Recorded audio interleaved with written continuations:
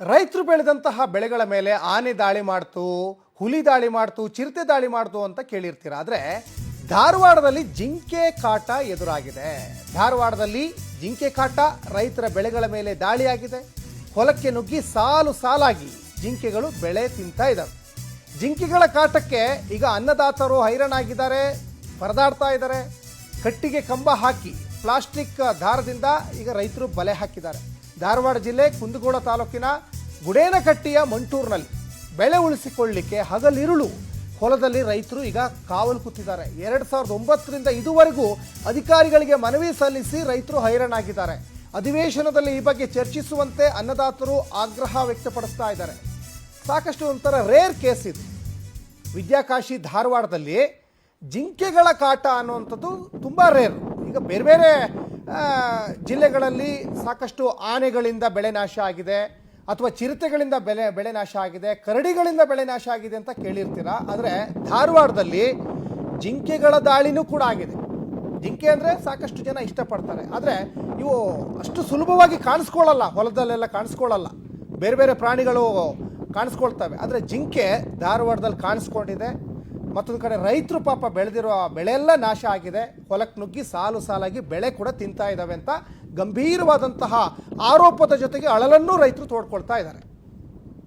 8 ಜಿಲ್ಲೆದಾಗ ಜಿಂಕಿಗಳ ಕಾಟ ಮಿತಿಮೀರೈತಿ.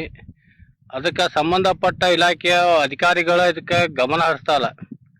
ಅವನು ಅವಕ್ಕೊಂದು ಇರಾಕೊಂದು ತಾಣಾರ ಮಾಡ್ಬೇಕು, ಇಲ್ಲ ಅಂತಂದ್ರೆ ಅರಣ್ಯಕ್ಕೆ ಬಿಡ್ಬೇಕು. ಆ ಕೆಲಸ ಮಾಡೋಲ್ರ. ಹೆಂಗೆ ನಾವು ಪದೇ ಪದೇ ಮನವಿ ಕೊಡ್ತೀವಿ, ಮುಖ್ಯಮಂತ್ರಿ ಹಿಡ್ಕೊಂಡು ಎಲ್ಲರಿಗೂ ಮನವಿ ಕೊಟ್ಟಿದ್ವಿ. ಯಾವ ಅದ್ರ ಬಗ್ಗೆ ಯೋಗ್ಯ ಕ್ರಮ ತಗೊಂತಾನೆ ಇಲ್ಲ. ಸಂಬಂಧಪಟ್ಟ ಈಗ ನೋಡ್ರಿ, ಸಾಕಷ್ಟು ಅದರ ಅರಣ್ಯ ಇಲಾಖೆ ಅಂತೇಳಿ ಸಾಕಷ್ಟು ಪರಿಹಾರ ಬಂದಿರ್ತೈತಿ. ಆ ಪರಿಹಾರ ಎಲ್ಲಿ ಹೋತ ಅನ್ನೋದು ಗುರ್ತಾಗೋಲ್ದು. ಈ ರೀತಿ ಜಿಂಕಿಗಳ ಹಾವಳಿ ಜಾಸ್ತಿ ಆಗ್ಬಿಡತ್ತೆ ನೋಡ್ರಿ. ಅಲ್ಲಿ ಸುಮ್ಮನೆ ಓಡಾಡ್ತಾವ ಹೊಲ ತುಂಬಾನು. ನಾವು ಯಾರನ್ನ ಕೇಳೋಣ್ರಿ? ಸರ್ಕಾರ ಬಿಟ್ರೆ ರೈತರಿಗೆ ಬರೇ ಒಂದಲ್ಲ ಒಂದು ಹಾನಿ ಹಾಕೊಂತಾನ ಬರತ್ತೆ. ಒಮ್ಮೆ ಅತಿವೃಷ್ಟಿಯಾಗಿ ಹಾನಿ, ಒಮ್ಮೆ ಮಳೆಯಾಗಿ ಹಾನಿ, ಈ ಚಿಗರಿ ಕಾಟದ ಹಾನಿ. ಹಿಂಗಾಗಿ ಈಗ ರಾಜ್ಯಾದ್ಯಂತ ಉತ್ತರ ಕರ್ನಾಟಕದಾಗ ಜಿಂಕೆ ಹಾವಳಿ ಹೆಚ್ಚು ಎಲ್ಲರಿಗೆ ಒಂದು ಮನವಿ ಕೊಟ್ಟು ಎಷ್ಟಂದ್ರೆ 2009ರಿಂದ ಇದೇ ಸತತವಾಗಿ ರೈತರಿಗೆ ಲೆಟರ್ ಕೊಡೋದಾಯ್ತು, ಎಲ್ಲ ಆಯ್ತು, ಹೋರಾಟ ಮಾಡೋದಾಯ್ತು, ಎಲ್ಲ ಮುಗೀತು. ಈಗ ಜಿಂಕಿದು ಏನಾಗತ್ತಂದ್ರೆ ಕೆಲವೊಬ್ರು ಜಿಂಕೆ ಹಾವಳಿ ಸಲುವಾಗಿ ರೈತರು ಹೊಲ ಅದನ್ನ ಬಿಟ್ರ, ಇಲ್ಲ ಕೆಲವೊಬ್ರು ಹೊಲ ಕಾಯಕ ಶಾಲೆ ಹುಡ್ರನ್ನ ಏನೈತಿ ಇವತ್ತು ಬಂದ್ಗಳೇನ ಶಾಲೆಯಿಂದ ಬಿಟ್ಟು, ಶಾಲೆ ಯಾವಾಗ ಬಿಡ್ತಿ ಅಂತ ಕಾಯ್ಕಂತಿದ್ದು ಶಾಲೆ ಬಿಟ್ಟುಗಳೇನ ಜಿಂಕಿ ಕಾಯಕ್ ಹೊಲಕ್ ಕಳಿಸ್ತಾರ.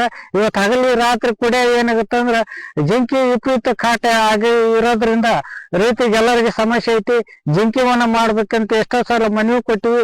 ಇವಾಗ ಬೆಳಗಾವಿ ದೇಶದಲ್ಲಿ ಚರ್ಚೆ ಮಾಡಿ